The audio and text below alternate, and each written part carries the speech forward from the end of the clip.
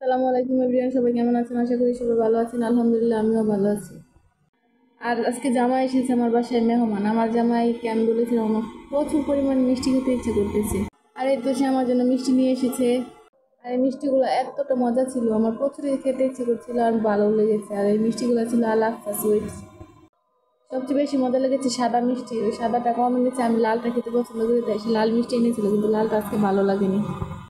আর আমি ইদানিং দেখতেছিলাম যে অনেকের জীবন নিয়ে অনেক মানে প্রশ্ন তুলে আবার গল্প বানাই। আমিও ভাবছিলাম ওইরকম ট্রেন্ডিং ভিডিও বানাবো, অন্যের গল্প আমার নিজের জীবনে ওইরকম তুলে ধরবো আমার ভিডিওর মধ্যে।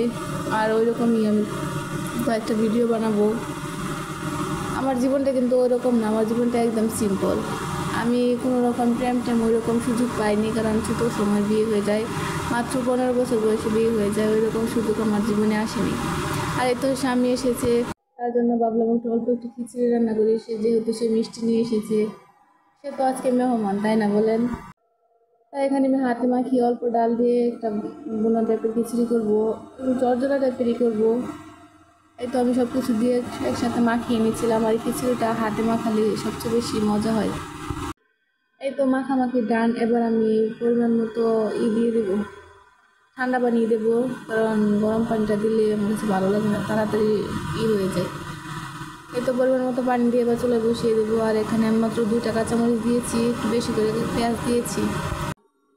তারপর ঢাকনা দিয়ে ডেকে আমি বাকি রান্নাটুকু করে নেবো। দেখছেন, সব রান্না শেষে প্রায় আমার মনে হয়েছে আমি তেল দিইনি। আর এই তো আমার খিচুড়িটা প্রায় হয়ে এসেছে, এবার আমি দমে রেখে দেবো কিছুক্ষণ। আর এটা আমি নেড়ে চেড়ে দিচ্ছিলাম, তারপর ঢাকনা দিয়ে দমে রাখবো। আর করবো না, কারণ খিচুড়িটা প্রায় হয়ে এসেছে। এটা চিকন চাল তো বেশিক্ষণ সময় লাগে না খিচুড়ি হতে। এই তো দেখেন আমার খিচুড়ির ফাইনাল লুক।